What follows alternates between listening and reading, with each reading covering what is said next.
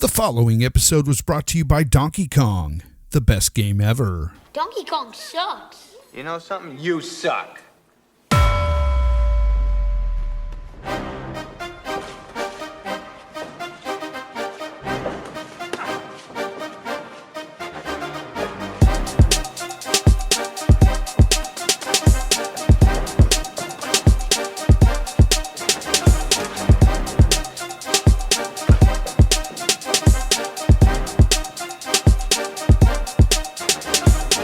You are listening to MMA Think Tank with Jay and Mike.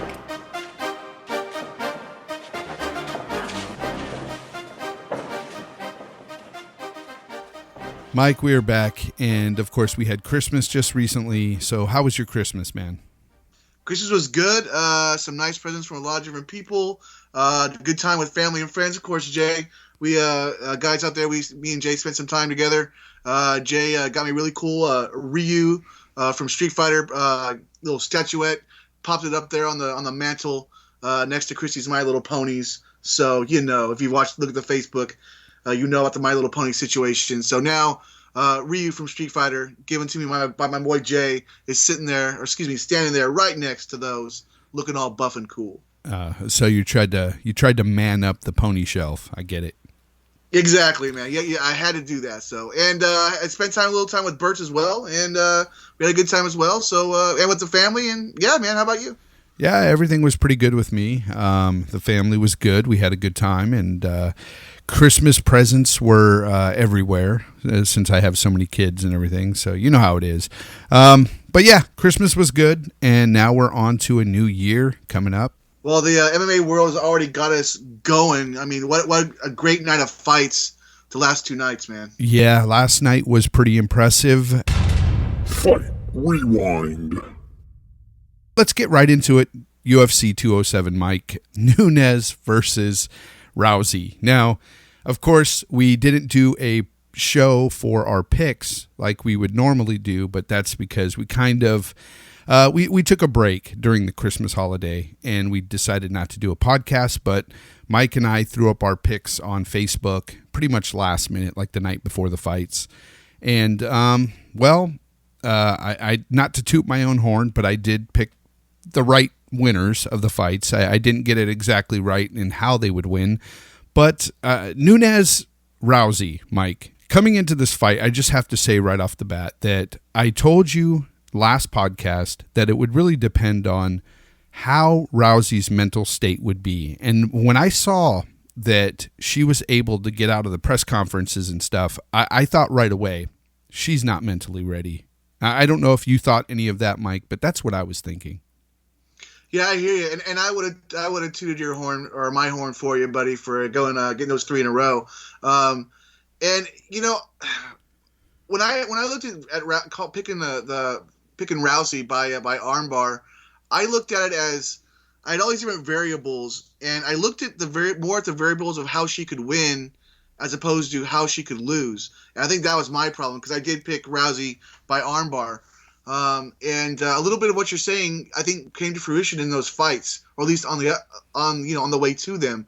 If you watch the UFC embedded for 207, she seemed fine. She seemed ready to go, but they didn't show a lot of training, and she made $3 million just to walk into the cage. Yeah, and I don't know if this was just to get some money before I'm done, or if it truly was what she said, which is this is for my fans. I don't think she wanted to come back, Jay, but she wanted to do one more for the fans.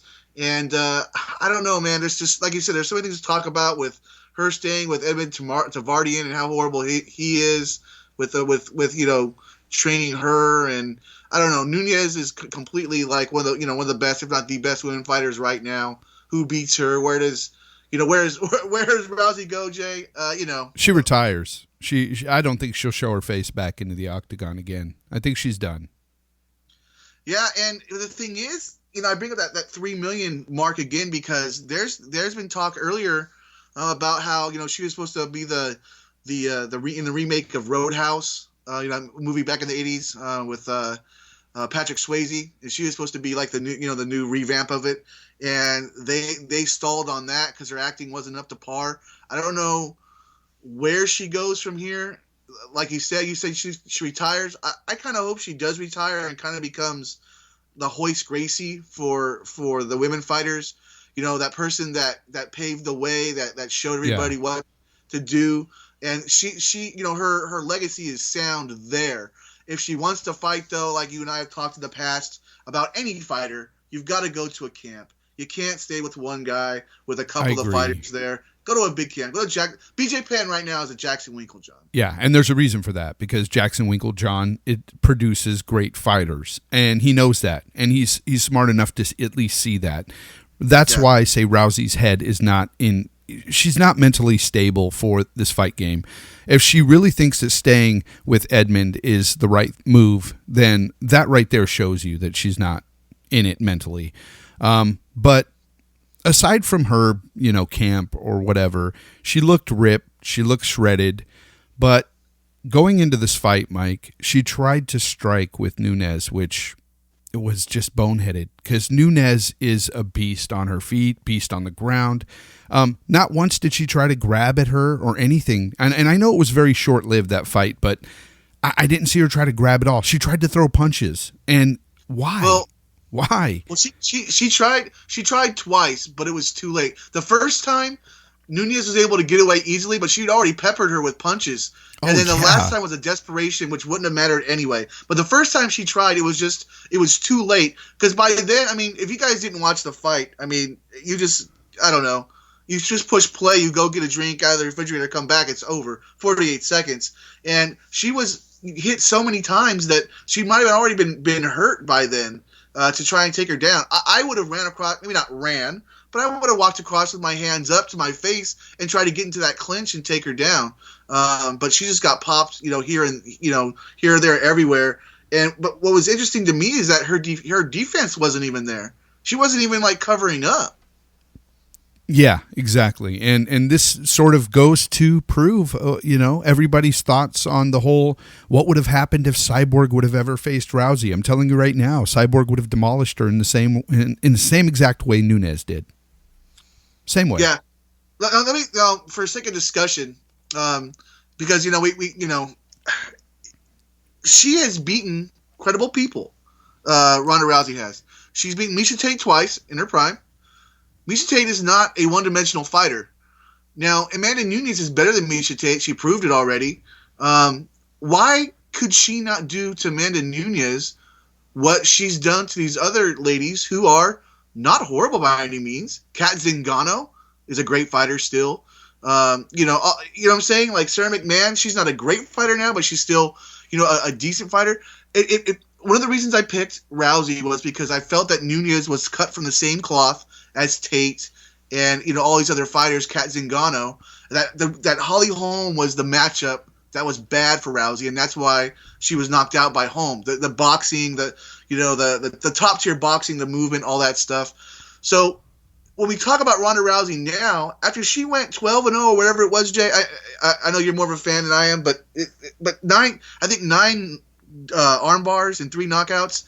To look this bad against someone who is not a boxing champ, who is someone who is a general practitioner in mixed martial arts. And I don't mean that in a negative way, like she's just kind of well-rounded. No, she's fantastic. Amanda Nunes is fantastic, people. Mm-hmm. But she didn't come from like boxing like Holly Holm did. What do you? How did she regress? Do you think Ronda Rousey did? I don't think she regressed. I think she got up against a Nunes that has just gotten better, and Nunes is just the real deal. I don't think anybody beats Nunes at the 135 division. I don't think anybody will, Mike.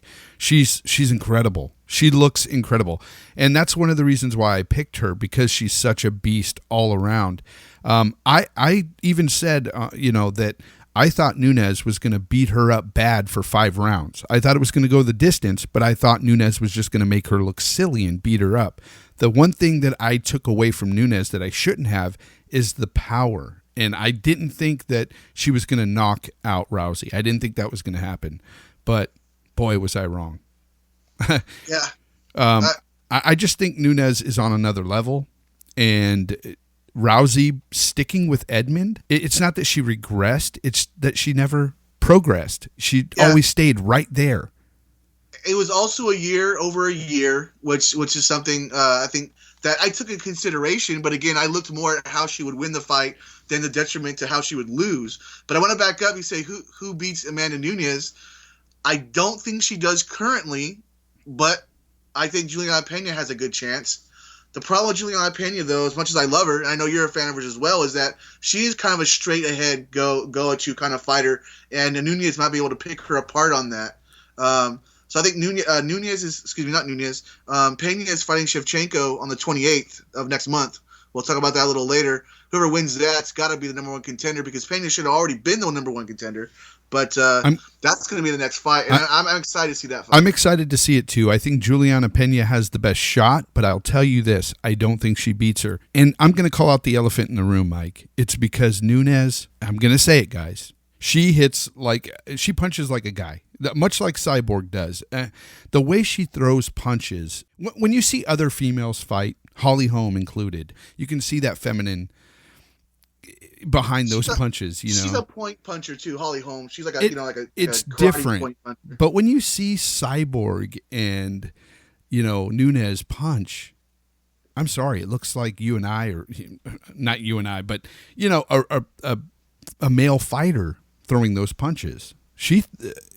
I don't think that there's any woman in the 135 division that can beat her, unless Cyborg ever came down to 135. And, we'll get into the whole Cyborg debacle later. But right now, I just don't see Nunes beating her. I mean Nunes being beat. I don't see anybody beating her. Tate says that's the hardest she's ever been hit. And so for Tate to look as bad as she did against Nunes, and now to see what Nunes just did to Rousey, brings that into perspective of how hard she does punch. She has gone to American Top Team now. Mike Brown's one of her main coaches, former WC champ, Mike Brown, and of course it's a great camp anyway. I'm missing some of her other coaches right now, so she's progressed as well. Not just not just from when she beat Miesha Tate, but when she beat I believe Shevchenko earlier on, so in her career. So I'm excited to see her. I was talking to some buddies today and some coworkers.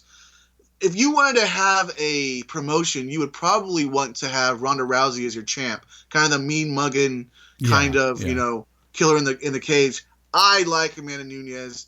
She's a great young lady inside the cage. Outside the cage, a killer inside the cage. I'm happy she's champ. Yeah, I am too, and I'll say the reason why is because everything you said is correct, but I even liked her even more after the fight when she told everybody, let Ronda Rousey go, all right? Let her go already, because I'm here. I'm the champ, and this is my belt. This is, she basically just told everybody, stop looking to Ronda Rousey for the face of women's MMA. I'm that face. And I really appreciated her saying that. I know some people took that as, it was a diss to Ronda. Not really. I mean, she's basically just saying Ronda's not even on her level. Look at me. I'm the great fighter here. And she's right. She's 100% correct. Well, she is the best women's fighter there is right now. Yeah. I see where people say that because at first it came across that way to me. But if you looked at all the Ronda heavy, not Ronda heavy, but almost all Ronda, right? Nunes sat back respectfully during interviews and would say, that's okay. She's a big name and she's coming back and I'm going to be in the title. So she sat back and let it all go and was quiet about it. And now that she beat Rousey, she was able to come out and say, like you said, look, don't look at her anymore. Look at me. Now's my time. Don't worry about Ronda Rousey. You're a fan of hers? That's great. But you've got, it's kind of like my boy Chris Weidman when he talks about getting on the Chris Weidman train back, last year, 2 years ago. The trains, it's pulling out of the station. You guys got to get on it. That's kind of what I think Nunes was doing. I agree with you. And I think she got the crowd behind her after that whole speech. I think that they did finally get behind her. And I recommend everybody out there listening that if you aren't behind Nunes now, I mean, jump on. because this hype train is real for her. I don't think anybody's going to beat her right now. I think she's the real deal, and she is the champ. So I'm not going to be picking against her anytime soon. I'll just say that. Yeah, I agree. Like I said, I'm a huge Juliana Pena fan. I thought she would be able to beat him, have a good possibility of beating Amanda Nunes before watching this fight.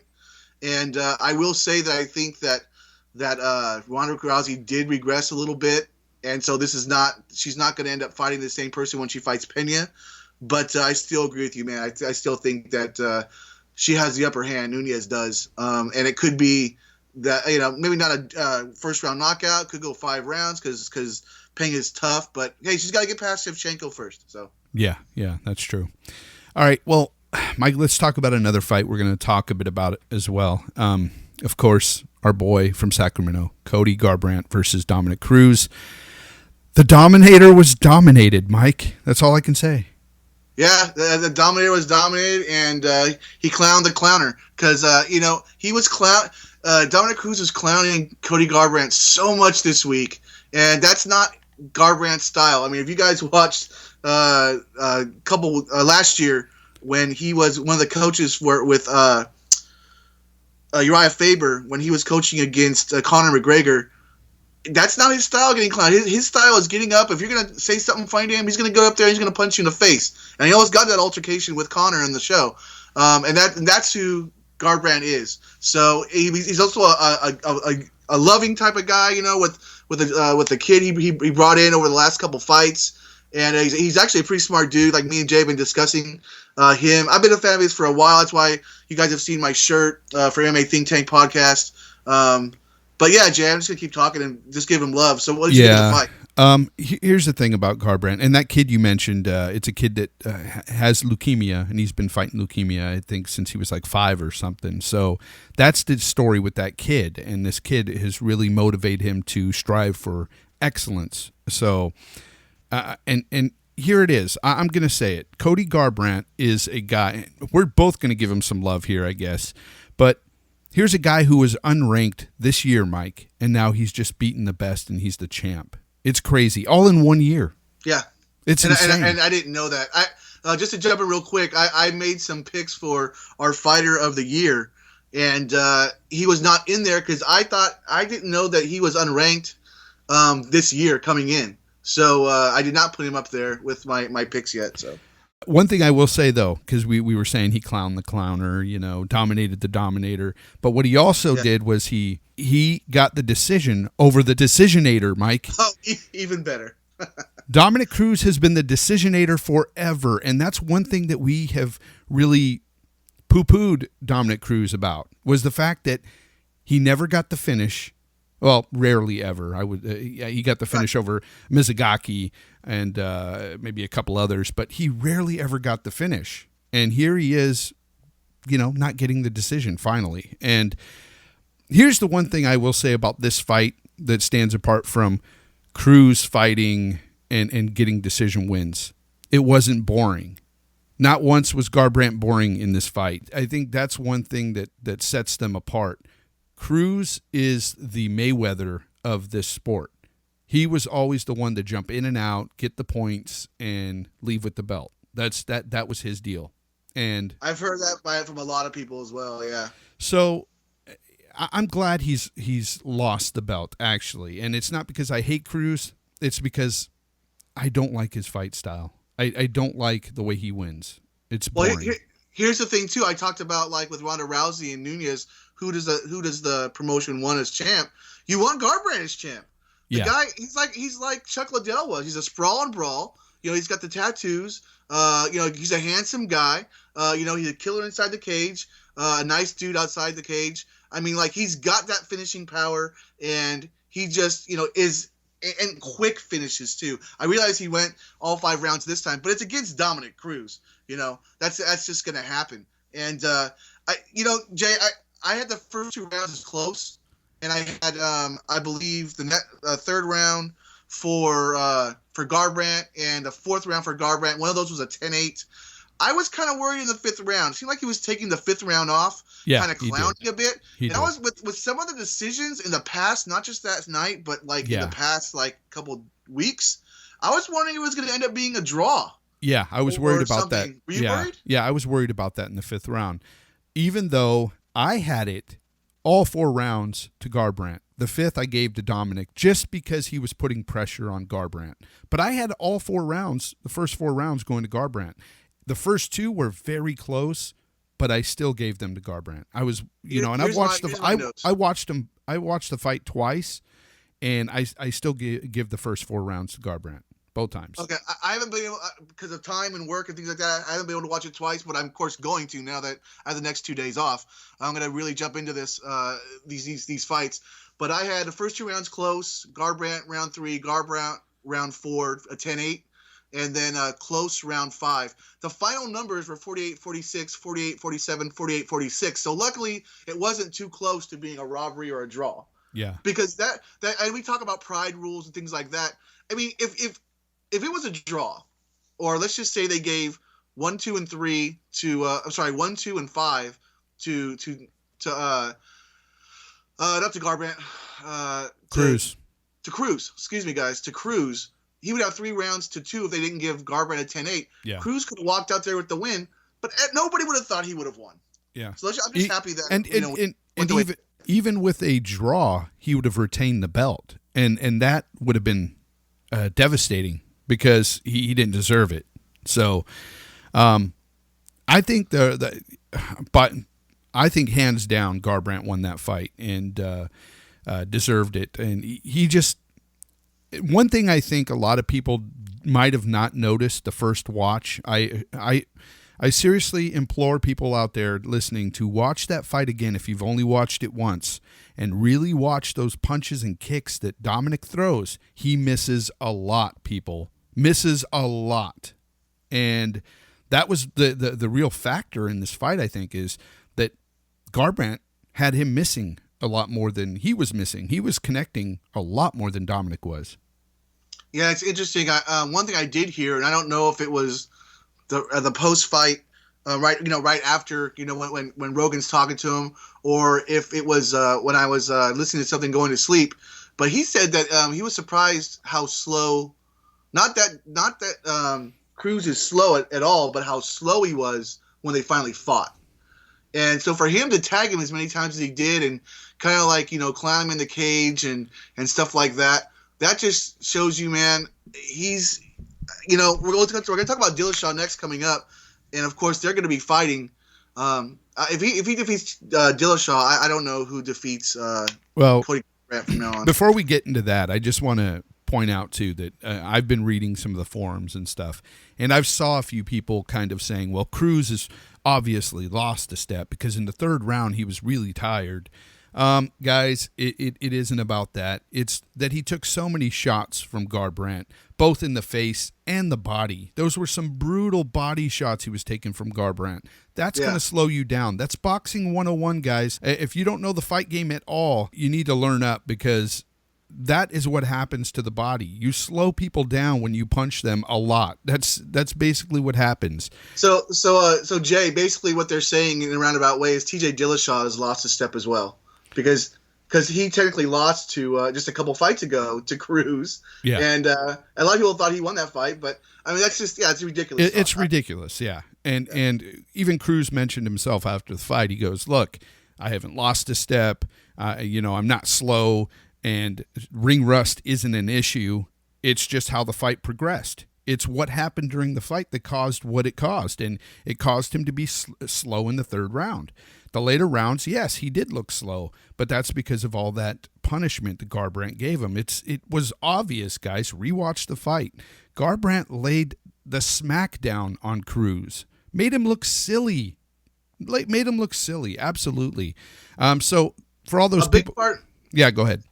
Well, a big part too, thinking about the fight as well, as you're talking, I'm going in my head, kind of like reviewing some things, is the sprawls that Garbrandt was able to have. A lot of times, whenever Cruz is not getting his way standing up, which is rare, he'll take you down. He did that against Mighty Mouse, years ago in the WEC. That's really how he won against Mighty Mouse. He did that against Faber in their second fight, which was a close fight. And I don't think he took Garbrandt down. If he did take him down, Garbrandt got up really quickly. Yep. So Cruz gave it his all. He just had a guy who was better than him, or that was more prepared. I mean, like, look, you look at how good at Uriah Faber was in their second fight. That was a close fight, but I still gave it to Cruz. I don't think it was a robbery, like Faber says, as much as I love Uriah Faber, But but their third fight, Uriah he's 37 years old, 36 years old. He even was able to slam him. After that, he got picked apart. So it just comes down to, Garbrandt's just a better fighter. He's maybe because he's younger as well. Yeah. But it's not because Cruz is older or out of shape. No, he met a guy who's faster and stronger in Garbrandt. That's what happened to Cruz that night. So, it was amazing what he did, guys. It was amazing. And, it blew my mind. That's why I had to watch the fight the second time this morning. And I really sunk it all in the second time. Watched, every shot that landed, that didn't land. And Garbrandt won the first 4 rounds, hands down, in my opinion. It was amazing. So I'm with you, though. I wish he didn't back off that 5th round. I wish he would have kept throwing shots at least, doing something. But yes, I was impressed as well with his sprawls. It was amazing that he didn't get taken down. And when he did, I think he got taken down once, and he almost immediately reversed it. When Cruz took him down, he kind of flipped over and got on top. They both jumped up right at the same time. It was beautiful, beautiful. It showed his strength too when he was getting taken down there. So. And that's why I bring up Chuck Liddell, the sprawl and brawl. And Chuck Liddell was a wrestler. He wrestled at Cal Poly, I believe, is where he wrestled. I know he went to school at Cal Poly, but he was a wrestler as well. And he always uses wrestling to stay up. His wrestling that he was taken down to get up. He rarely used it for an attack. The only time I remember him using it in Chuck's really big heyday was when it was a really close fight with the Pride champ. What's his name? Vanderlei? He's now over in Risen. Vanderlei Silva. Thank you, sir. Yeah. Sorry, man. It's been a long couple of days. I'm very tired, but I love doing this, so I want to do it even though I was tired. Yeah, I was at that fight when he fought Vanderlei Silva, and he took him down. And it was like, whoa, he just took down Vanderlei. And, it was to get the decision win. It was a smart thing on his part to do so. And that's where Cody Garbrandt comes in. He uses that wrestling to get back up. He's not going to jump there and he might go for a Darce here or there or something like that, but he's ready to stand and bang. Yeah, well, my friend, when you rewatch that fight, I believe it was the 2nd round, could have been the 3rd, but when Cruz takes him down, watch how quickly he reverses it. And he used a lot of strength to do what he did at that moment and reversed it, and they both stood up. It was really great. It was awesome to see. So watch that and let me know what you think later after you do, of course. I feel, the last thing I think I have to say, not that we have to move on, but that I can remember, and is that this is his first 5-round fight where he went 5 rounds, and he was not tired at all. Well, I think in the post-fight presser, he actually said he did start to get tired. Okay. But he didn't look it. He looked great. He looked great for 5 rounds, so he can do it, definitely. And he'll only get better. Especially as champ now. He's got the confidence and the motivation to even just give us a better show next time. We can move on now, but I just want to say that I think Cruz from here, by the way he was talking at the presser, he's going to take some time off, it sounds like. So I don't know if he'll ever come back, but if he does, I don't think he beats him. I don't think he'll beat Garbrandt. Yeah, I'm going to, as soon as we're done here, I'm going to pick up the FS1 post show, and then I'll also watch the actual pressers, post-fight presser thing online, and I'll let you know for sure. Cody Garbrandt, 25 years old, still a baby. I mean, and now he's the champ. He can only get better. Scary, scary business. Yeah. So let's go ahead and move on to the next fight, Mike. What do you want to talk about next? Dillashaw? Yeah, TJ Dillashaw fought John Lineker in kind of the middle fight of the night.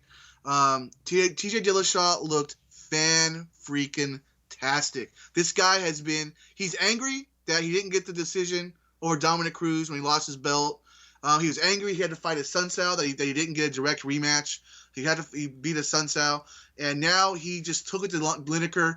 beautiful. I mean, look, you look at a lot of fighters and their movement's great. The way he's done this thing where he throws a punch or fakes it, throws the punch, goes right into the takedown on the heavy-handed Lineker, who's no slouch on the ground, by the way, and moved on top of him was just beautiful. His hands that night, everything was beautiful about Dillashaw, and that's why I said earlier, him fighting Garbrandt, and we won't get into that quite yet.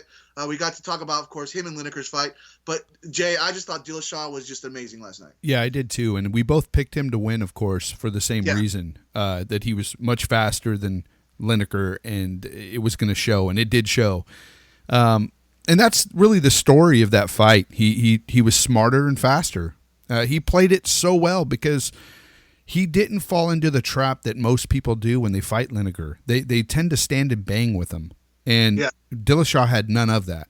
He stuck to his game plan, which was beautiful. It was all about sticking and moving, taking him down, scoring points, and getting out of there. And he had almost become the forgotten man. But now the way the Dillashaw that is, and now with Dillashaw getting the win, I mean, you look at your bantamweight top 10 with Cruz just now losing. Lineker was number 2. Dillashaw is already number 1. He just beat a Sunsao. And the next few ones below that are Jimmy Rivera, Cody Garbrandt, who's now the champ, of course, Brian Caraway, and Aljamain Sterling. Mm-hmm. I mean, you've got to have now Dillashaw fight for the, of course he yells, if I don't fight for the belt now, it's rigged and all that stuff like that. I kind of felt bad for the guy. I agree with him. I agree with him 100%. I agree with him. Yeah. And here's the thing, though. He's going to get this fight because of the beef that Garbrandt and Dillashaw had. Now, of course, when Dillashaw left Team Alpha Male, Garbrandt was one of the guys that was really vocal about it, and he was pissed off at Dillashaw. So there is beef there, and they're going to play that up, and they're going to use that to really sell this fight. Well, I just want to make sure I hear what you're saying, though, because the words you used made it sound like that's the only reason. I'm pretty sure you believe he deserves the shot against Garbrandt, right? Oh, yeah, of course, 100%. Okay. But I'm just saying that they're going to do this not only because of that, even if it was rigged, so to speak, and they want fights to sell, drama to sell fights, they've got drama there as well. Oh, yeah, exactly. I just want to make sure that's what what you meant for the listeners, because, you and I, we've been buddies and brothers forever, so, we know each other, what we say. There's also the fact that Dillashaw talks about how he made Garbrandt cry a lot, and I guess maybe not through punches, but just not being able to catch him or something like that.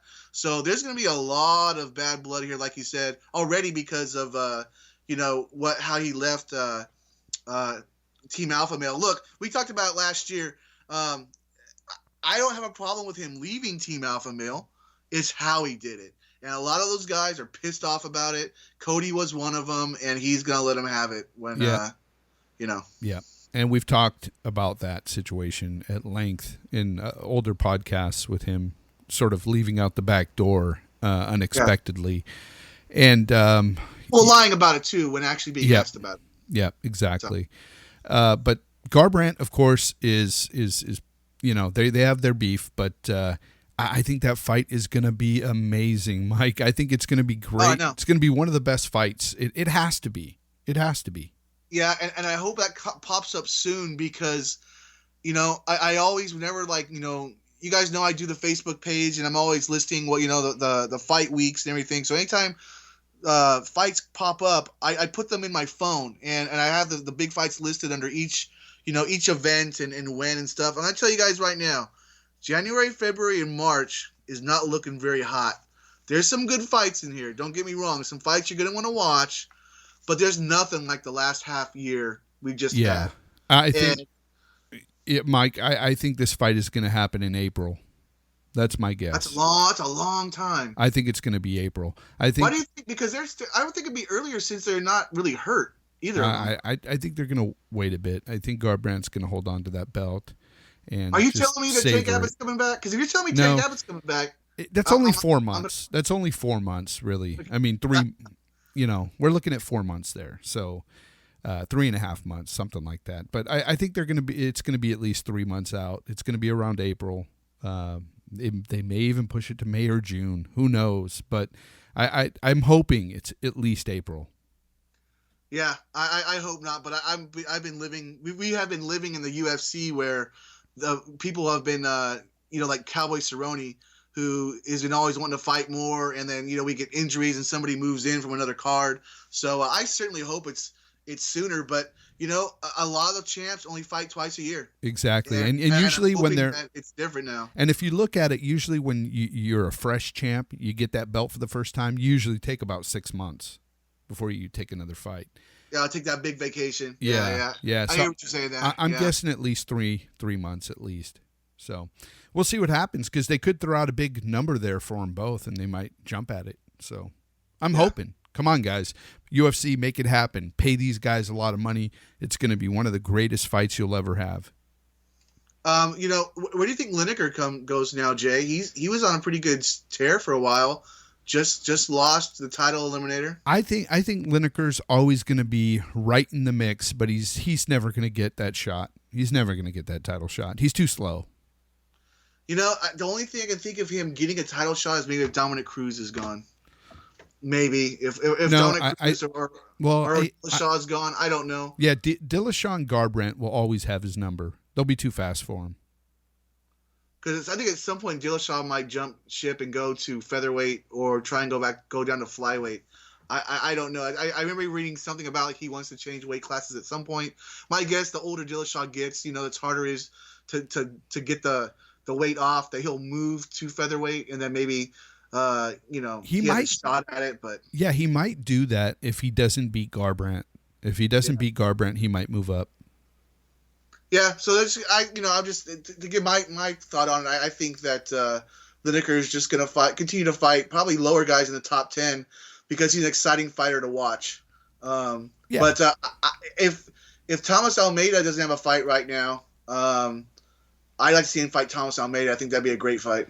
Yeah, it would be a good fight. But the problem with Lineker is he's so small, and again, he's slow. And when I say slow, I don't mean he's compared to Dillashaw or Garbrandt or Cruz, he's too slow to get the belt from any of those three guys. So, well, he's also a bloated flyweight. The reason he's back at bantamweight is because he couldn't make the weight. So yeah. All right. So, what do you want to move on to next, Mike? we won't talk too much about it because it's not UFC, but WSOF 34 just ended just really a couple hours ago. Justin Gaethje. He ended up fighting Luis Firmino. He was supposed to fight Yao Zeffirino at WSOF 34, but he wasn't he wasn't cleared to fight. He was just injured. So the last minute they put in Luis Firmino. And just give him a little bit backstory. He was one fight away from winning the lightweight tournament, but he lost to Brian Foster, who he had beaten earlier that night. But because of injuries during the tournament, he had Foster had gotten back in. So in a way, it almost made sense that Firmino would get this shot. And he gave it his all, man. This fight was one of those fights where Justin Gaethje just, he's a sprawler and brawler. He just doesn't care. He doesn't put his hands up, but he knocks people out. He's knocked out, Jay, you might need to help me here. I'm not sure, but I don't think he's knocked out everybody but one in his career. And he's knocked out everybody in the WSOF. So Gaethje got the win by doctor stoppage after the third round was over. Luis Firmino just couldn't go ahead. He wanted to fight, but his right eye was just so busted up. And Gaethje's face was busted up a little bit, not nearly as bad as Firmino's. But man, what a fight! Yeah, what's sad about that is I actually think Firmino was winning that fight. I actually think that Gaethje was going to end up winning that in the next round or the fifth. Because Gaethje just never gets hurt enough to go down, and it seemed to me that Firmino was slowing down a bit. I had it 2-1 Gaethje. Oh, I had it 2-1 Firmino.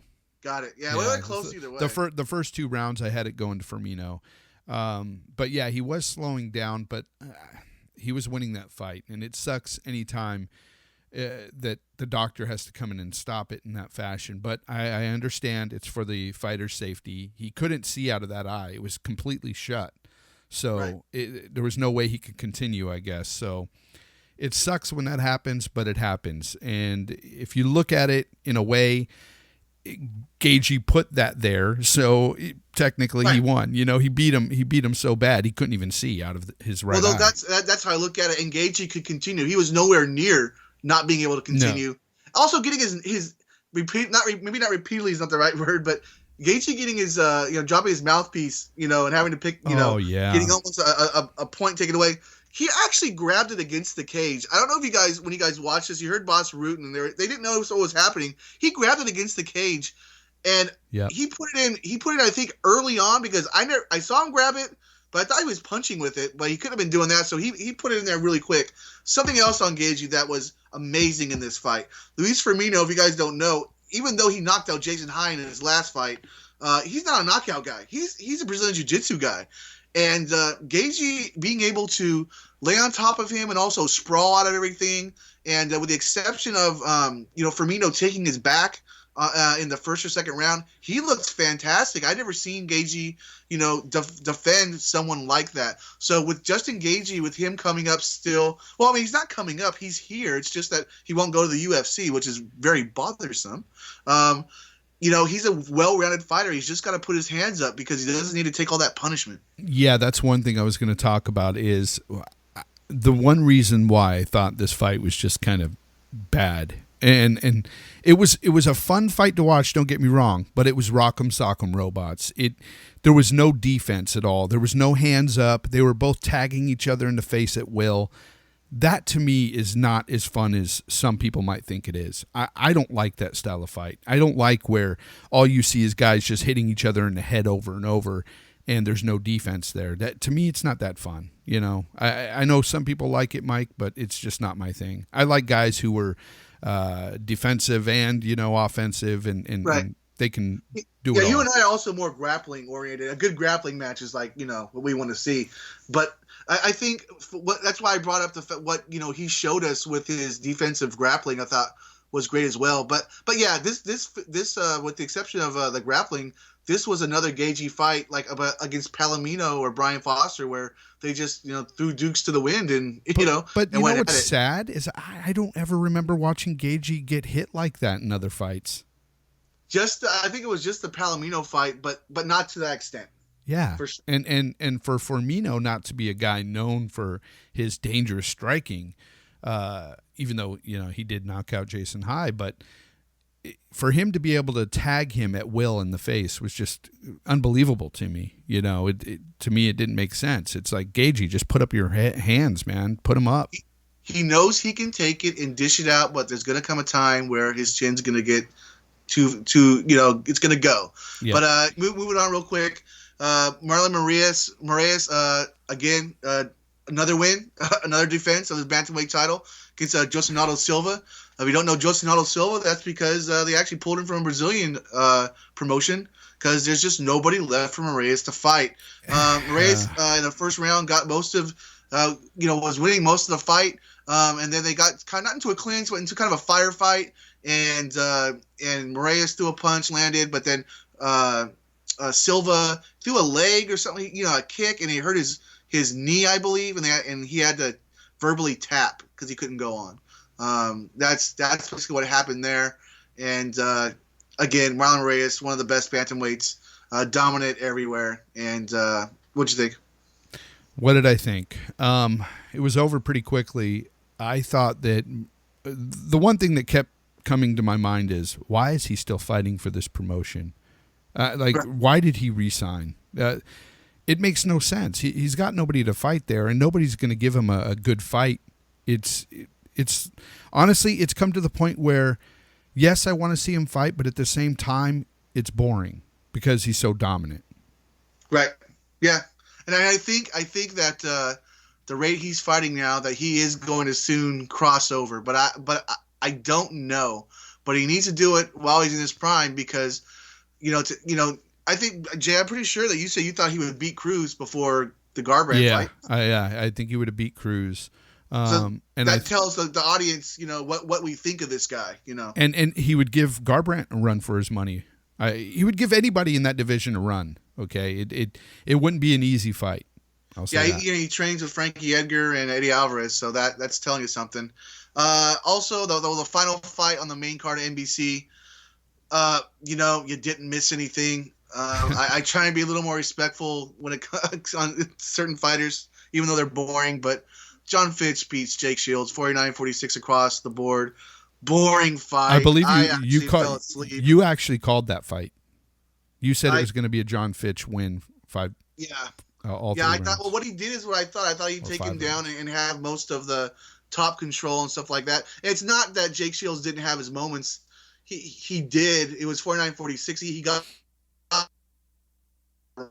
around. I woke up in 30 seconds and gone away, and then I was watching it, and then I wake up again, and another minute had gone by. It was just that bad. Well, that's kind of the fight we thought we were going to get. We both were like, this is going to be, who can lay on top of who the longest. And I thought that Jake Shields would be the one to do it and pull it off, but you were right. And hey, John Fitch wins, and who cares? John Fitch may be retiring. He said the post fight that he has to go talk to a doctor or something, but he's 38 years old. He's got the belt. He may be retiring. If he does retire, look, never been a fan of John Fitch. He's a boring fighter, but you can't say he wasn't dominant. Wasn't one of the the second best welterweight for years behind George St. Pierre. I'll say this: he was the best lay-in prayer I've seen in the sport. Well, see, that's what I'm saying. He was dominant. It's one of those words. I'll give him that. But if he goes away, I think it's good for the sport. So, yeah. And then why they put this on the prelims, and I guess they put it on the prelims much why the UFC does it. But David Branch, dual weight champ, he owns the light heavyweight and the middleweight belt. Took on Lewis Taylor and defended his middleweight belt. A great fight. Back and forth. Lewis Taylor, I saw him fought a couple fights in WSOF, so I knew his game. Didn't think he'd go all the way 5 rounds. Well, it didn't go 5 rounds, but it got to the 5th. Great back and forth, but Branch was never really in any real trouble. But he had Taylor in trouble a couple of times before he got the rear naked choke with about 3 minutes left. So David Branch looking good as well. Yeah. It's weird how they put that on the prelim show, and then they have other fights on the main card that really were head scratchers to me. Yeah, if you would have put Branch on there instead of Fitch and Shields, that NBC card, this was on NBC. Yeah. I think you would have had more people not just watching it. I think you would have better presentation. But I think what happens with these smaller promotions, Jay, is that they have these names that people know. Yes. And that's all they think about. Yep. But nobody likes these names. Exactly. All you got to do, promotions, is just read these forums and stuff, because you'll see where these guys are just like, oh, Jake Shields, John Fitch. Oh, no, thank you. Yeah. I like I said, with John Fitch and even with Jake Shields, former Strikeforce champ, a dominant fighter, a good fighter, but nobody wants to see him fight. Sad, but true. And just moving on, we got 2 more fight cards to talk about before we move on to the news. I'll just do the first, the easy one, Bellator 169. That was King Mo versus Satoshi Ishii. Similar, if I remember correct, to Ishii's. Well, no, I won't say similar to Ishii's fight with Rampage. Similar in the fact that it didn't go very far. It was kind of boring. But I think Ishii won that fight. Here, King Mo, I think, won this fight outright. But it was boring, like Ishii's last fight in Bellator. Jay, what did you think on that? Yeah, I agree with you. Boring. And I expect more from King Mo. I realize King Mo is getting older. He's not the King Mo from 2008. But I expect more when he's fighting a guy who's really out of his league. And, yeah. So, yeah. I agree. And moving on. I'm sorry, Jay, do you have something else? No, I agree with you. Moving on to some great fights. I was at live, of course, talked about last time. Paige Van Zandt versus Michelle Watterson at UFC on Fox 22. Sage Northcutt versus Mickey Gall, and Uriah Faber versus Brad Pickett. I want to go with Uriah Faber first. Being there, it was such a great experience seeing him fight for the last time. Looked like the old Uriah Faber. Could have ended in the first, but they let it go on.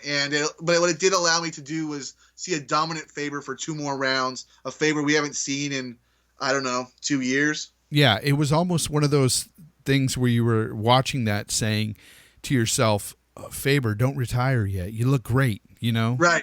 But you don't want to, but you can't think that. Yeah, I know. Yeah. Brad Pickett, he held in there, but he nearly didn't have any offense too much. But Uriah Faber went out with a win and looked good doing so, and he's happy. I'm happy for him. Northcutt, Mickey Gall. We had the evil Sage Northcutt for a little bit, Jay. What did you think of that? I thought it was great. I'm glad to see that side of him. I really am. Yeah, and he he went ahead and hurt me with my picks because I banged on the podcast about how Mickey Gall had never fought a fighter with a winning record and fought older guys, not counting Sage Northcutt here.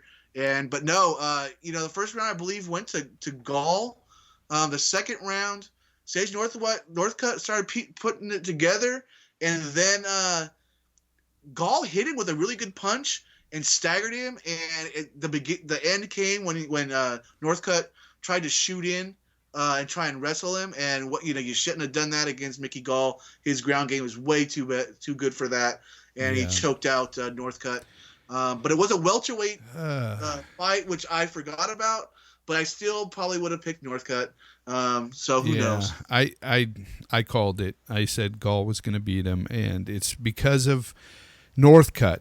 And it's total opposite here. It's because of Northcutt's inexperience and his training camp. He does not like going to these big training camps. He prefers to stay local and to go to these rinky-dink gyms and that he lives near and stuff. It's like, I don't know what's going on with him, but if he would just train at a really good camp, let's say he goes to Jackson Winklejohn, I think he would be amazing. If he stayed at TriStar. I remember when I was watching the lead up to this, I texted you, wait a minute, he's at some place where I've never heard of with a coach I've never heard of. I may be changing my pick. and I wonder if his dad was there in his corner at this gym. And that, because we've all heard the stories before on how his dad runs his career. And if this is true, his dad is going to run it into the ground. Yeah. And the only reason I haven't turned my back on Sage Northcutt as a prospect is both of his losses in the UFC. Well, both of his losses he's only lost in the UFC have come at welterweight. He's truly a lightweight, and he's won he's 2-2, I believe. He's won the two of his 2 wins in the UFC. It was at lightweight. But he also was talking about at the lead up on the countdown about how he's still going to school, he's still going to college and stuff like that. He's got a lot of stuff going on in his life. He's got to go ahead and push one of those things aside, whether it's the school or the fighting. Yeah. And if I'd probably push the fighting back, finish school. He's a bright kid. I mean, he's not just a great, really good fighter, but he's a bright kid. And there's that as well. You bring up the father, that's something. The fact that he's still going to school, that's something. And he just needs to figure out what's best for him. Yeah, I agree with what you're saying. And I don't totally get rid of him as a prospect either, because he looks like he could be fantastic. He just needs a good camp. He needs a great gym. He needs that. But at the same time, you see how these guys talk, these vets. They say you can't just put 3-4 days in a week. You have to be there like all the time, and you have to train your butt off to really get good. And I don't think he's putting in the work. Yeah, no, I think there's a chance that he could have knocked out Mickey Gall when he was really letting it go. But Mickey Gall, let me go before we move on to Van Zandt and Watterson. Mickey Gall, we know he's only 3-0 or 4-0 now. To piggyback on our discussion we're having that we just talked about there, is that he belongs to a great school. I forget what the name of the person, but it's like an affiliate of Sarah Longo over on the East Coast. So he's there with a bunch of killers and a bunch of great teachers. Yeah. So I'm interested. I don't like that Mickey Gall called out. It's been a couple weeks ago now. Sorry guys, but the guy who retired, Dan Hardy. He called out Dan Hardy. Stop calling people out that aren't. First of all, that aren't your weight class, because it bothered me that he called Sage Northcutt when Northcutt's a lightweight. And then don't call Dan Hardy, who, you really have no business fighting anyway. I don't like that, but I like his moxie. And I like his fighting style. Yeah, no, I agree. I like Mickey Gall. I like the way he's kind of a douche, for lack of the better word, you know. Yeah, but he's kind of a lovable douche, right? That's the only reason why I'm not hating him. Yeah, but he's a good fighter. He's a decent fighter. He's got skills, and he's another prospect. But yeah, I don't know about calling out Dan Hardy. I think he should, stick to guys that are maybe in the, stick to guys that are relevant first of all, and guys that aren't so above him at this point. So I don't know. I guess you always have to call out and try to, strive to fight better guys and stuff. So I can't really fault him that much for it. Right. But, yeah, it's Mickey Gall. I mean, what else are you going to say about him? Yeah, I'm excited to see where he goes from here. Michelle Waterson, man, I picked Michelle Waterson to beat Paige Van Zandt. Jay, I believe you did as well. I certainly didn't see it coming in the first round the way it did. I thought that Paige Van Zandt... Look, when Paige Van Zandt got put in that rear naked choke, I wasn't too worried yet because of how she survived with no Rose Namajunas for about 5 rounds. So I wasn't too worried about it in the beginning. And then about 15 seconds in, I was like, I'm not sure what's happening here. And then about 5 seconds later, I said, man, she's going to tap. And she did. She tapped in the first round against Michelle Waterson, who is a better fighter, been fighting longer, comes from a pretty darn good I didn't want to say a better camp because Team Alpha Male is a good camp, but probably a better camp anyway, Jackson Winklejohn. So it's not like, Paige Van Zandt doing like Sage Northcutt, where she's going with a bunch of no names. But it just showed here that what we thought, that Michelle Waterson is just that better veteran who's on her way up still towards the title, and Paige Van Zandt still a great fighter, but still needs some time. Jay, would you agree with that, or you want to deviate from that? No, I would agree with that. She definitely needs more work, more time. And Michelle Waterson, 100% agree with you. She's just an all-around better fighter.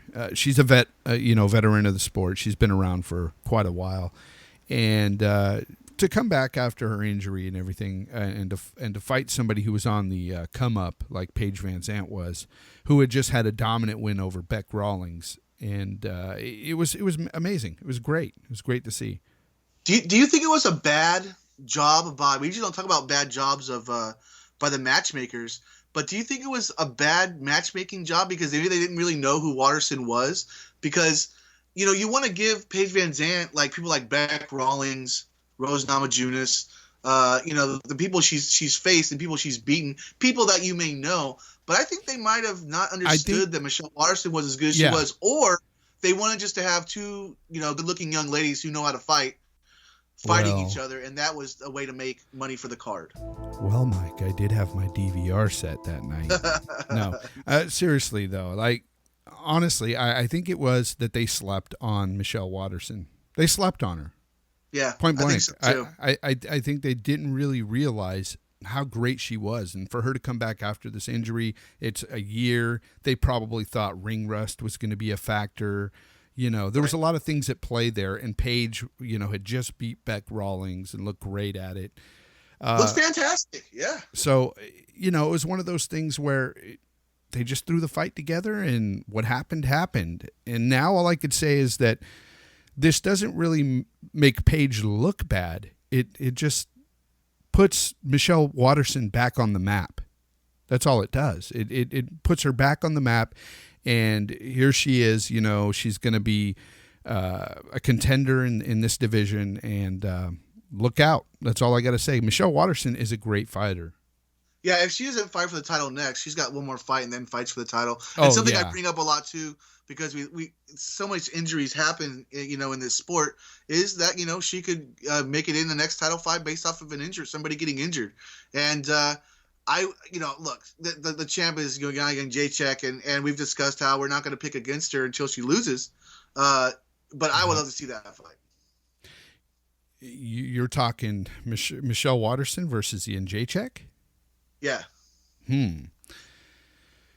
Yeah, that would be a good fight, but man, I'd still pick Ian Jacek. Yeah, until she loses. I'd still pick Ian Jacek, but I'd like to see Waterson win. Yeah, that'd be awesome. Anyway, what else you got for us, Mike? That's it pretty much for the Fight Rewind. We just got some News Corner stuff here. We can get into that if you want. Yeah, let's go ahead and do that. News Corner. As I always say, some of this stuff you may have heard of. Some of it happened possibly the last couple days or an hour ago. Cain Velasquez, you know why he wasn't fighting last night? Because he wasn't cleared to fight at UFC 207 against Fabricio Verdum. Do I sound kind of angry? Yeah, I kind of do, because I'm tired of it, Jay. Yeah, no, I know. And I know I've made fun of this on the podcast several times. And I think a couple of podcasts ago, you had brought up this fight with Cain and Verdum. And I said, well, that's if he gets there, Mike. We still have some time before this fight. He may not get there. And damn it if I wasn't right. And, I know we talked and you said you weren't looking too much into this fight. You weren't. What I should say is you weren't too looking excited forward. about this fight. Yeah, I wasn't looking really forward to this fight because it's Cain Velasquez and Verdum. I want to see what Cain was going to do coming off the loss. Not coming off the loss because he beat Travis Brown at 200, but what he's going to look like with C-level Cain, Jay, because the only reason he lost was because in Mexico City, all that stuff. But I really want to see him fight Verdum again. I thought the card was the card last night's card 207 was a solid card regardless, but having one of the few heavyweight superstars, and I still consider Verdum a superstar along with Velasquez. I thought that just was kind of a oof when that was pulled out, especially with Velasquez's his past of pulling out of cards. And this will tell you something too. He didn't pull out himself. If I wasn't clear, I don't know if I was clear or not. He just wasn't cleared by the Nevada Athletic Commission because the bonehead talked about how, I'm taking something with cannabis something for my pain. It's just so bad. Sometimes I can't do this or that. And he was complaining on an interview, and of course they picked that up and said, no, you're not going to fight. So guys out there, girls out there, any of us out there for any of our jobs, if you want to continue to do your job without getting, sat down or sent home, don't complain about it. Now, it's on the tip of my tongue, but is he with what gym is AKA. he? AKA, exactly.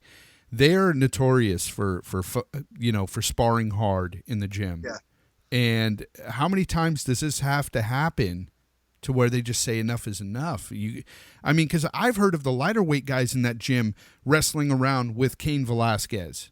And it's like, what are you guys doing over there? He said he modified it. He modified his training the last year, and it looks good. But, you got Luke Rockhold fighting, sparring with Cain and DC, and it's just doesn't make any sense. It doesn't make any sense. That I don't understand that camp at all. They've got great guys, but they're just all over the place over there, and injuries abound.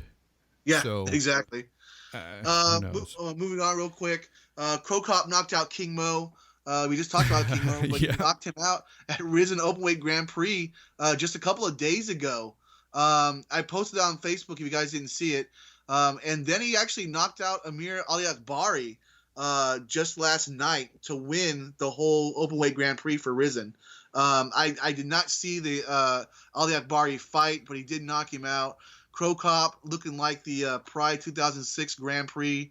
And now he's evidently the Risen 2016 Grand Prix winner 10 years later, which I thought was pretty cool. For all you old school guys out there liking Crow Cop, liking the Pride days or the WEC days like Jay and I do, I thought it was kind of nice to see Crow Cop get some shine, knock out King Mo, and actually win a tournament. Yeah, I think out there they don't really test for the testosterone and all that. I think that anything goes. So that could play a part in all this.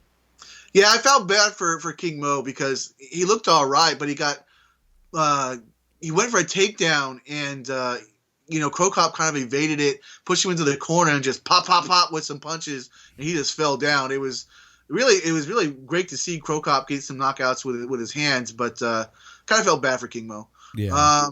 Going on to some things that mean a little more to us probably than just the past, but Holly Holm versus Jermaine Duratimi for the inaugural featherweight title at UFC 208. I said that Holly Holm versus Duratimi, not Cyborg, and we'll get to that a little bit. Also on the card is Glover Teixeira versus a newcomer to me, Jared Cannonier, and a fight I'm really looking forward to on the same card, Derek Lewis versus Travis Brown, and also Dustin Poirier versus Jim Miller. That's going to be February 11th, and that's going to be UFC 208. That's the next big, the next big pay-per-view. Jay, I'd like to just go backwards, if you don't mind. Jim Miller, Dustin Poirier. I'm going Poirier, but I think that could be fight of the night. It could be. Jim Miller's taken a lot of fight of the nights. Yeah. And then Derek Lewis, Travis Brown. I think Derek Lewis is going to smash Travis Brown in the first round. I hope so. Yeah. And then I don't know Cannonier, really. Didn't look him up for this. Like I said, I've been having to work, and the whole Friday Night Fights thing just threw me off. So, but anyway, fighting Glover Teixeira. So, Glover Teixeira, I still like watching him fight. He's still 1 or 2 clicks away from the title. So yeah, that's pretty much it. Except for, Holly Holm versus Jermaine Durandamy. I've seen Jermaine Durandamy fight a little bit. In MMA, she's comparable. She's fine, but I guess I would just pick Holm right now as winning the fight. And I guess I'll just go ahead and jump over to why this is happening. I talked about the last podcast about how Cyborg was offered the fight and didn't take it. Didn't take two opponents because she didn't have enough time to get there. And I posited that maybe she's cycling. Maybe she's actually back, on steroids or something. And son of a gun, if you wouldn't know it, Mike was right. Cyborg popped for a diuretic, which it doesn't mean she's taking steroids, but a diuretic, what it does is it masks PEDs. So I don't know that I was right, but I think that I was right, Jay. She's been popped for taking, steroids in the past. And I know that people are covering up for her saying, well, she was taking these diuretics because she had a hard weight cut and all this stuff. Honestly, I believe, and this is just my opinion, that she was taking a banned substance still. Yeah, well, of course. But I really think that it all comes down to her taking steroids still. I think she still does it. She looks massive. She exhibits all the signs of steroid use, physically anyway. She looks it completely, and I just don't think that she's deviated from that. Maybe for a short time she did after she was popped, but yeah. I think she's she's on it, definitely. So there you go. That's me. Jay talked about tooting his own horn. That's me tooting my own horn on that one. Do you want to make a pick on the Holly Holm Durandamy? I don't. Not right now. It's in February. I'm not interested in the fight. Jay, am I a bad fan? No, I'm not interested in it much either. But when it gets closer, who knows? We may get interested as the time comes, but we'll see. The Drew DeSantos versus Stefan Struve will headline UFC Fight Night 105 in Canada. That's on Sunday, February 19th. That's going to be basically a week after the Holly Holm Durandamy featherweight title. I assume DeSantos is going to knock out Struve, but I don't know. DeSantos looked good in his last fight. Looked like he came back from the dead when he was losing a few. So I'm just going to pick DeSantos on that one. Yeah. I would say DeSantos as well. Who knows? Let's go. Vitor Belfort versus Kelvin Gastelum is going to headline, and Edson Barbosa versus Beneil Dariush will be also fighting at UFC Fight Night 107. That's on March 11th in Brazil.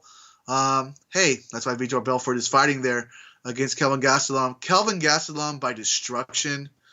I rarely call for first round finishes, but I think Kelvin Gastelum is just going to destroy Vitor Belfort. Yeah, I agree. I think Kelvin Gastelum Gastelum's much better than Vitor at this point. He's much better.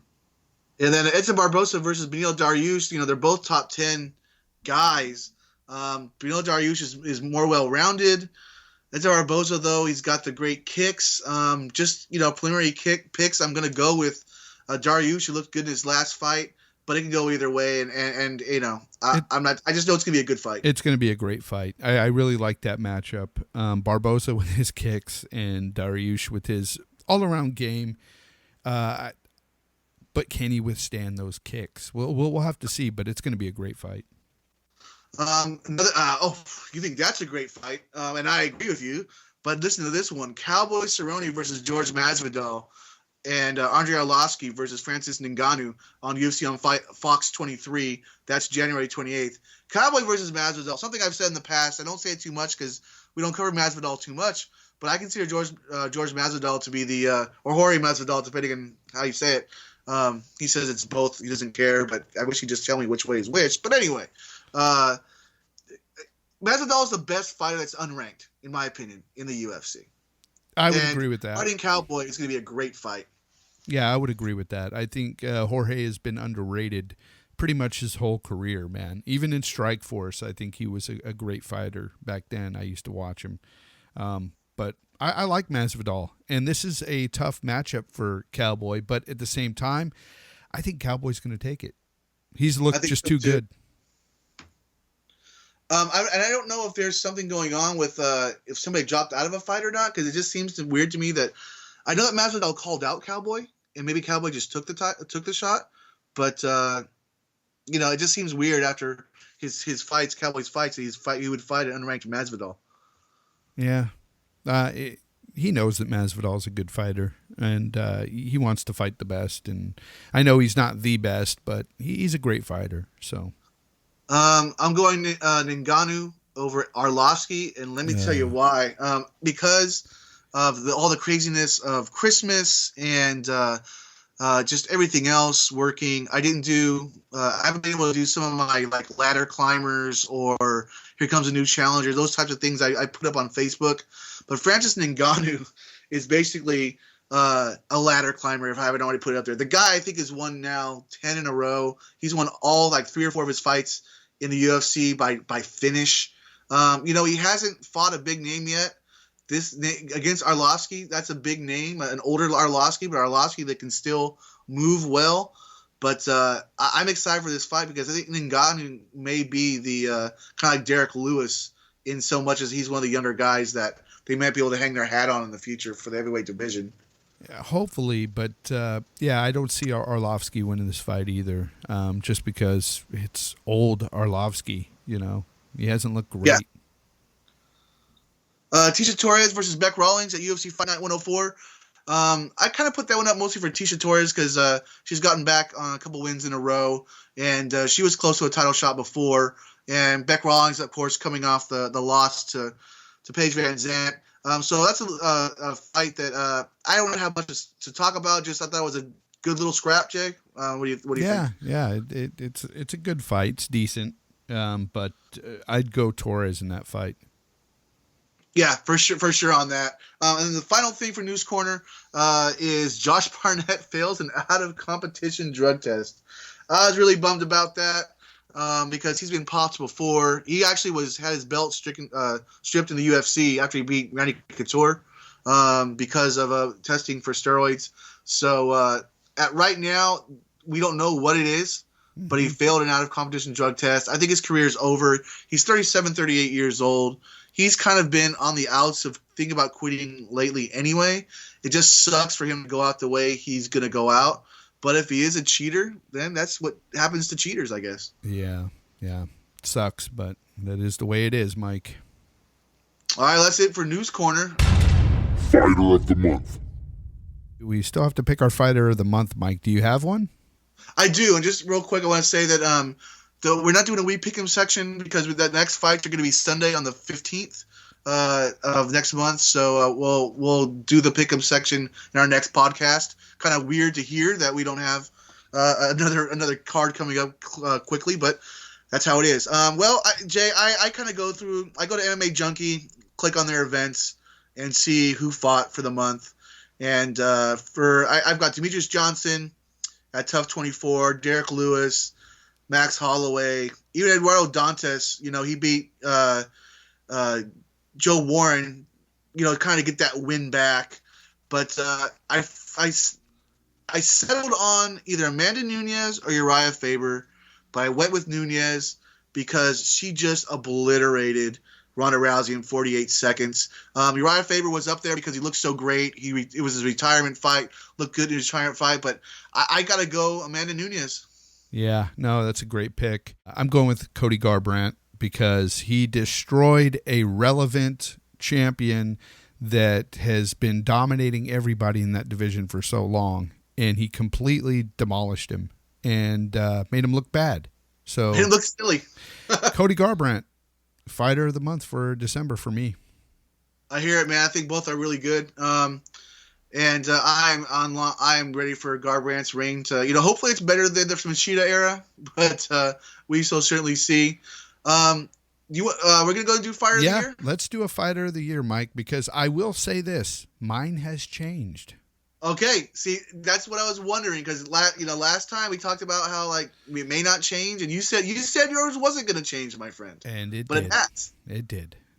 Now, did it change? Let me ask you a question. Did it change because of something that just happened over the last 3 weeks, or you looked into who has been doing so well? No, it changed because of things that's happened the last Between the last podcast. Yes, and That's also from what I've gathered, from what I've read on statistics and everything, a lot has changed. So Okay, so you want me to go first? Or you want to go first? if you want, you can go first. Okay, well, I'll go first, but I'm going to talk a little bit about it because there's some guys and girls that really need to be talked about here because I think some of them aren't getting enough shine. And I'm gonna of the four, the last one I say of the four will be my fighter of the year, and I'm still not sure between the last two. But one who doesn't need enough shine already has the shine is Conor McGregor. But he's 2-1, split the fights with Nate Diaz at welterweight. I still think he lost the second fight with Nate Diaz, even though he won. But look, he did win the belt from Eddie Alvarez, making him the first to hold two belts at one time. So that's still fantastic. So I'm still down for giving him some shine. Michael Bisping, he was 3-0 this year, guys. He became the champ this year. Beat Anderson Silva, knocked out Luke Rockhold for the title, and got a comeback win over Dan Henderson. I thought he needed to have some shine. I don't know how many people are talking about him in the running, but it wasn't him. And, the next person, I'm just going to go ahead and say the runner-up is Amanda Nunes. She was 3-0 this year, beat Valentina Shevchenko by decision, Misha Tate by rear naked choke to win the title, and destroyed Ronda Rousey in 48 seconds. And the reason she's my runner-up and not the winner is because Ronda Rousey just looks so horrible, and she, was gone for a year, and she probably should have won that fight anyway. My fighter of the year is someone who has won all of his fights and wants to fight whenever he can. Will always fill in a card. And if you don't know who that is already, let's just say he's the best up-and-coming 170-pounder right now, welterweight, Cowboy Cerrone. Wow. 4-0, all finishes over Alex Oliveira, Patrick Cote, Rick Story, and if you didn't see the Matt Brown fight, you need to watch the Matt Brown fight. Cowboy Cerrone is Mike's fighter of the year. That is a good pick, and it's an unexpected pick because you remember on our last podcast or the one before that, we were both adamant that it was going to be Conor McGregor. I know, until I started looking into it, that's why I said, no, we got to look into it. But you know what? It's funny. Okay. That's how it is. And my fighter of the year changed. Well, let me just play you something, Mike. I took myself out to Sacramento, California, showed up on the mats covered in tattoos, and Uriah and Team Alpha Male put me through the damn gauntlet. And I remember this vividly, walking off the mat, shaking Uriah Faber's hand. He said, "What do you want to do, kid?" I said, "I want to fight in the UFC." He said, "All right, get to 5-0, I'll get you there." And now I'm 11-0 and I'm the world champion. That is my fighter of the year, Cody Garbrandt. Cody Garbrandt, Mike, put on a clinic on a guy who was just dominating everybody in that division. And Cody Garbrandt just stole that fighter of the year from Conor McGregor, from me, completely, just overnight, literally overnight. He stole it. And here's a guy who went from unranked at the beginning of this year to champion, all in the same year. Amazing. Right, and we talked about that off the show before we came on. No people, I didn't know his pick, but he told me that because he's watched a lot of the post stuff that I haven't, and I was not aware of that. I wish I was aware of that at the time, that he was not just unranked, but how many fights did he have this year? Then did he have the 3? I think he had 3 or 4. I believe it could have been 4. Well, I can look it up, but whether it's 3 or 4 is still enough for me, man. I think it's a great pick. To me, it's just amazing where he's come from and how far he's gotten. To beat the champ in this fashion is just it's amazing. So he of course takes it from Conor McGregor from me, because Conor, I'm sorry, but you had it in the bag until last night. You had it, buddy. You had it with the 2 belts, but then here comes a guy who just showed me so much more in this one fight than you have all year. Sorry. And if I could piggyback on your thing here as well, even though I'm going to keep my Cowboy pick the same, is that what we talk about when we talk about Fighter of the Month and Fighter of the Year is it's not all about wins. It's all about what they do inside, outside the cage, how they present themselves. And the guy presents himself fantastic. For me, for Cowboy, it's the fact that he's always ready to fill in. He's always ready to fight. With Garbrandt, he's a fantastic human being, as well as a killer in the cage, man. Yep. Here's what he did in 2016. Knocked out Augusto Mendez in his first fight of this year in February. First round knockout. Thomas Almeida, the big one, first round knockout. And then the Takeo Mizugaki, 48 seconds against Takeo Mizugaki. And of course, we just watched him dismantle Dominic Cruz. Yep. And that's crazy.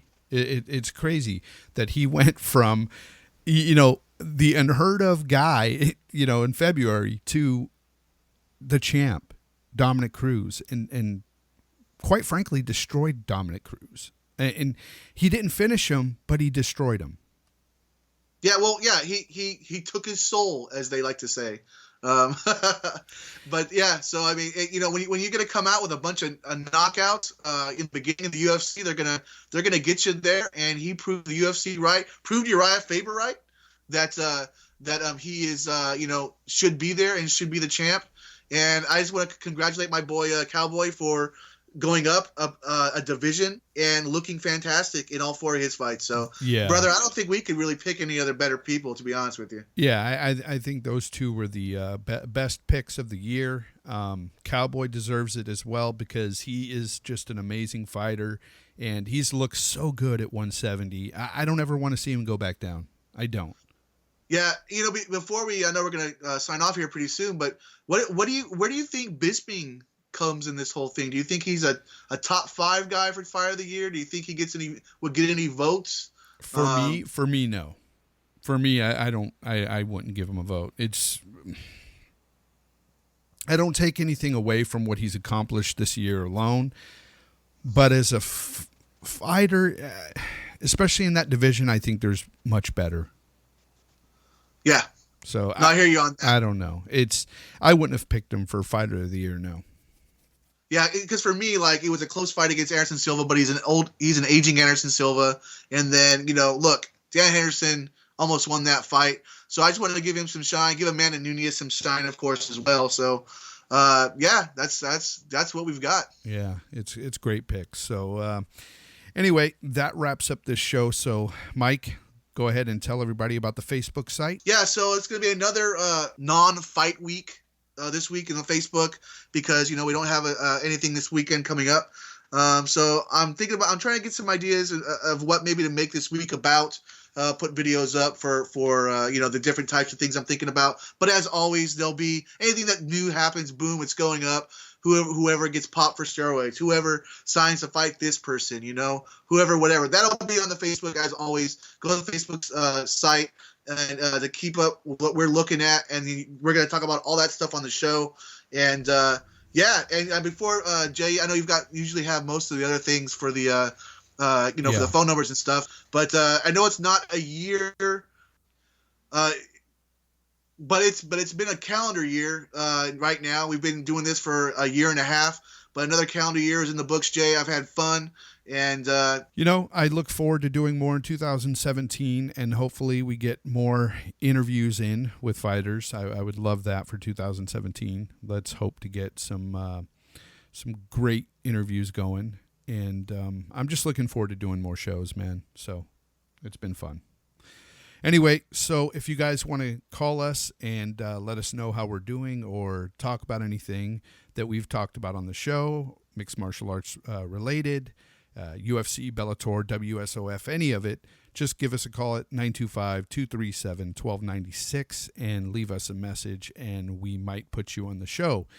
And also you can, of course, email us at mmathinktank@gmail.com and also tweet us at MMAThinkTankPC. Yeah, and that's it, guys. The year is over.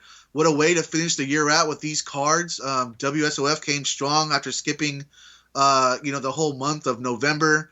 Man, UFC still the industry leader. What can you expect? Bellator still has not yet been to New York, but they're coming. As much as I kind of poo-pooed the beginning of this next year coming up, I'm still optimistic. And you know why? It's still fights, man. It's still fights. Yep, me too. All right, so we will see you guys in the new year. Indeed. Everybody have a good one.